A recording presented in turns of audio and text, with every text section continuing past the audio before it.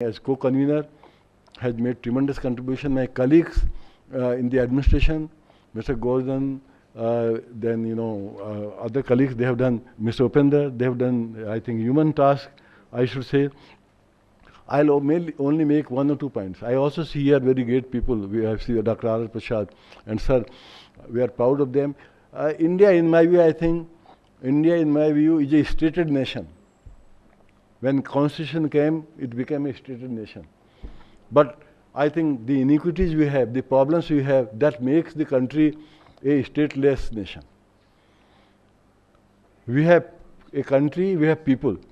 But do people live in that country? I think that's a big question. I don't want to go into depth. I think these things we are going to discuss. And we have become a gated nation, in the sense that there are some people who live in gated communities. And they think that the beginning and I think the end of the world. A country of, I think, you find so much discrimination here.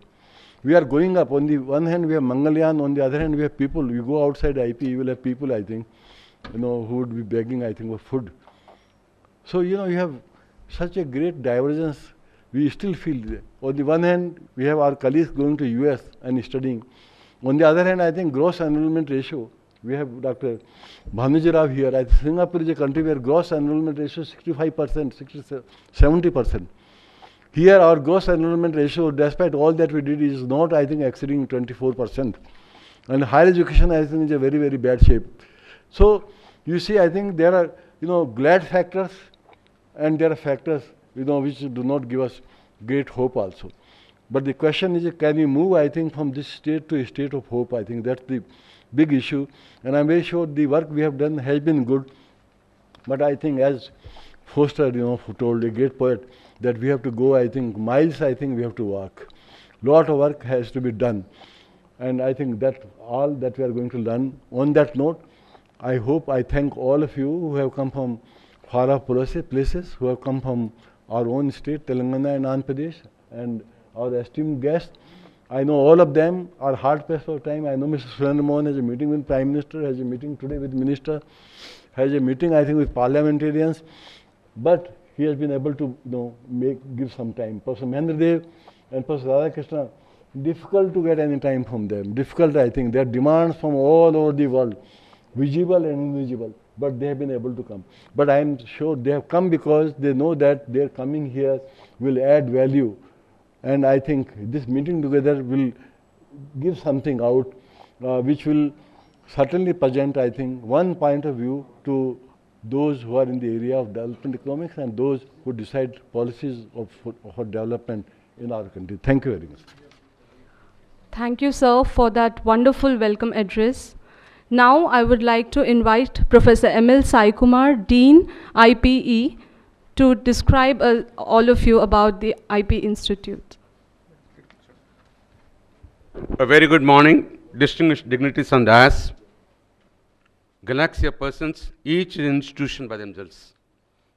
We're all really fortunate to have such a distinguished personalities here this morning to share their wisdom with all of us.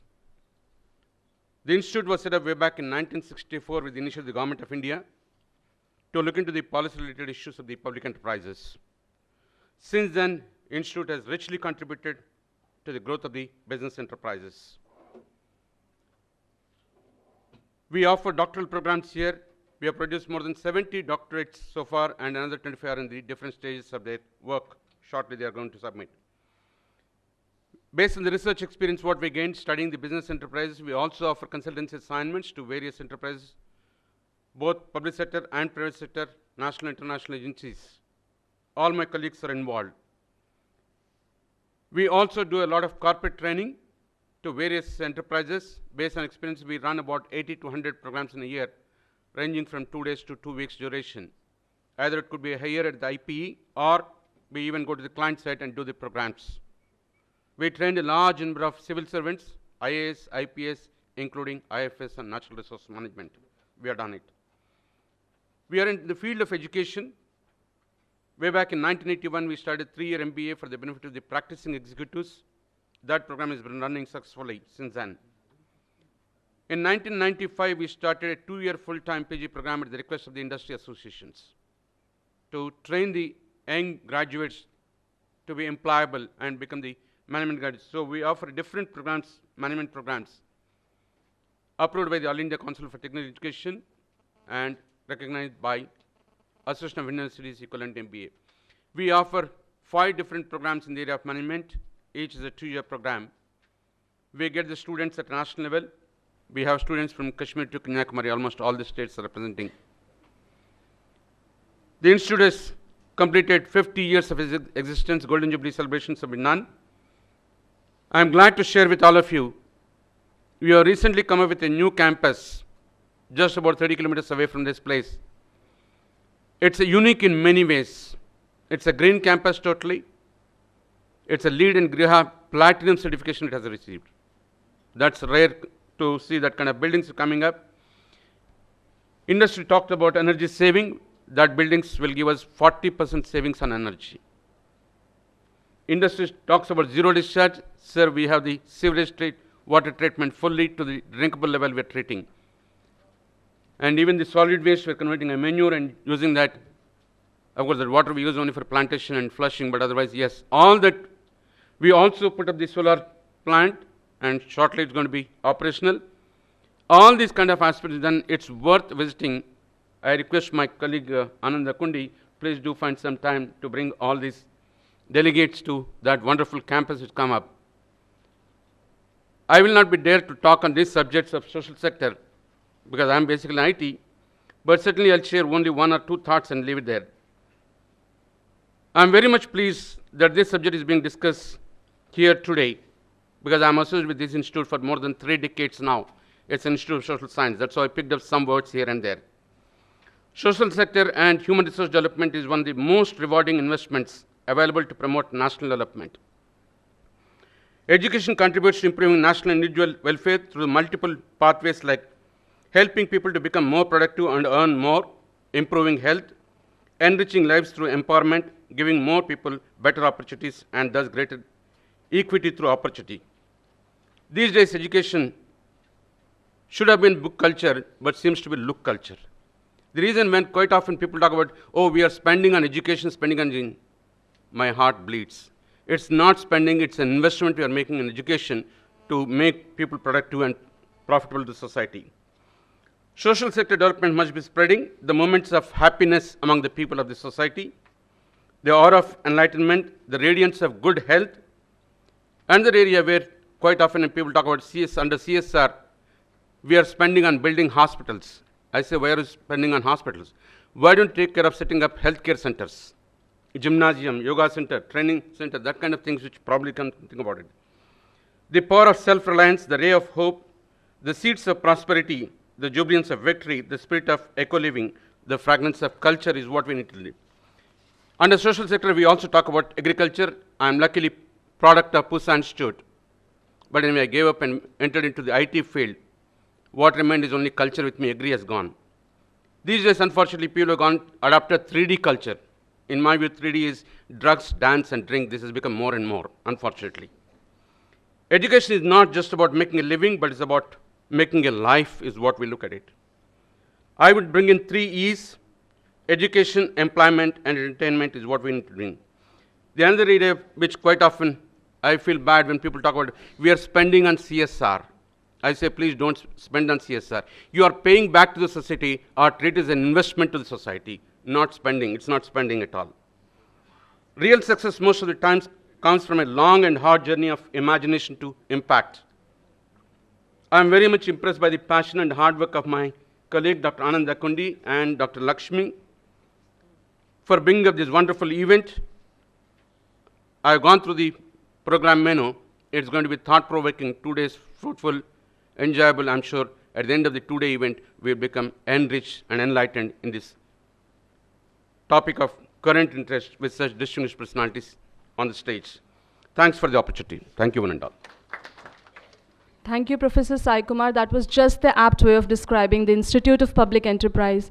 And I also welcome all the people who are present there to definitely visit our new campus at Shamirpet, Hyderabad. Now, I would invite all the distinguished delegates on the dais to come forward and light the lamp to mark the beginning of this 2-day seminar.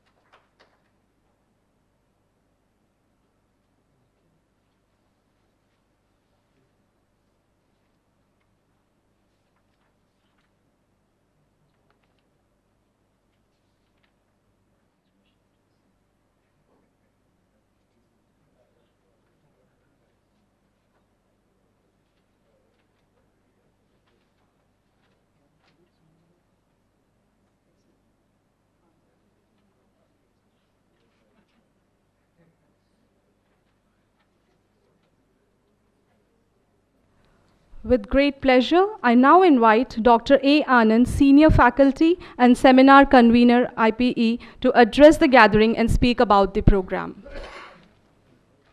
Respected Chief Guest, Sri Surendra Mohanji, respected Professor Radhakrishna Garu, Professor Mahendra Dev, Professor Bhanoji Rao, Professor Suman Sahai, Soma De Silva, and Mr. Ram Kaundinya, and Director Professor R.K. Mishra, Professor Sai Kumar. Ladies and gentlemen, and let me first join our director in welcoming you all for accepting our invitation and sending your papers and participating, visiting the IPE and participating, having agreed to participate in this seminar. I've been I've been communicating with you about the concept note, about the background of this seminar, and I've been communicating with you over the last couple of months and weeks or months about what we would like to do under this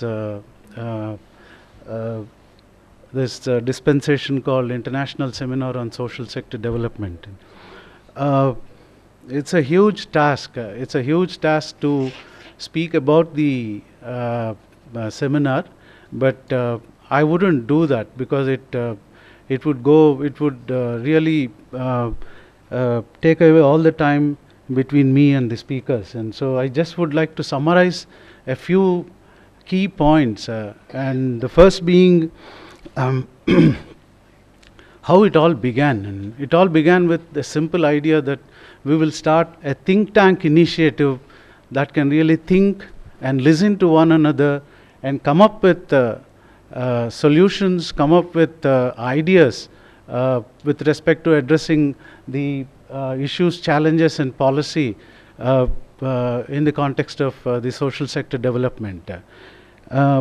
It all began with, I must mention, the genesis goes back to Professor R.K. Mishra asking me to do a seminar on social sector development and also bring out a book on social sector. And the book, many people, many dignitaries on the dais have contributed to that book. That book would be released in a couple of months from now. Probably they would also be making presentations, and some of which would be from excerpts from the book, the chapters they have contributed to the forthcoming Social Sector Report 2014 of IPE. And that's the brief genesis of the whole idea of social sector development. While there are a myriad issues and challenges that the social sectors are facing, I think what is most neglected is the idea of listening to people, the end consumers, and the grassroots, the bearers of the people at the receiving end, the people at the grassroots, and who are structurally at the receiving end. And we would like to focus some of the sessions on what is happening really in terms of the stakeholder participation in the various social sector programs, and what is happening to policy in the context of this social sector development, and how is there a dialogue between the grassroots and the policy. That is one of the major issues that the seminar would be addressing in some exclusive sessions. And also the idea of social development. The idea of social development is also going to be a common denominator in all the sessions, and major papers are going to focus on this idea in various sectors like health, education, agriculture and rural development, and women and child development. And these have been segregated into different thematic sessions, and the first of which is the agriculture and rural development. Let me quickly read you out the different parallel sessions that we have lined up and the different papers, which the copy of the souvenir that has printed this abstracts will be circulated among all the participants. We have agriculture and rural development as one thematic session. And then we have poverty, inclusive growth and employment as another session. Then we have the health and nutrition. Then we have women and child development. And tomorrow we have a panel from University of Hyderabad. The faculty from University of Hyderabad are going to do a panel on development discourse. It's going to be a discussion forum on development, and Professor Shiva Prasad would lead that panel, and a couple of faculty and colleagues, friends from University of Hyderabad would join that panel. That is lined up for tomorrow at 10 a.m. And then we have an exclusive session on education, which is going to be chaired by Professor Bhanoji Rao. And then we have tomorrow a session on sustainable livelihoods, skill development and tribal development. And then tomorrow towards conclusion, we have a session on CSR, social and economic development, which my colleague Ms. Poonam Singh would be chairing. And this being briefly the summary of the whole program for the next 2 days. The different papers and different presenters have all come here, and I welcome them all once again. And I would request Professor Mishra to conduct the rest of the proceedings, and I would leave it here, and I would like to join the panels and the different sessions and then talk a bit more on each of these sectors and what is going to happen in terms of challenges, issues and policy. And thank you. Thank you, Dr. Anand. Now, it's a great honor to invite our Chief Guest of the day, Shri B. Surendra Mohan, Chairman and Managing Director, Neyveli Lignite Corporation, to address the gathering and share his valuable insights on corporate social responsibility. We welcome you, sir. Professor Mishra ji, Professor Sai Kumar, Dr. Anand, Professor Radhakrishnan, Professor Mahendra Dev, Professor Bhanoji Rao, Padma Shri Suman Sahai, Soma De D. Silva, and Shri V.R. Kaundania, former CEO of Advanta Seeds, delegates from different organizations, ladies and gentlemen, good morning to all of you.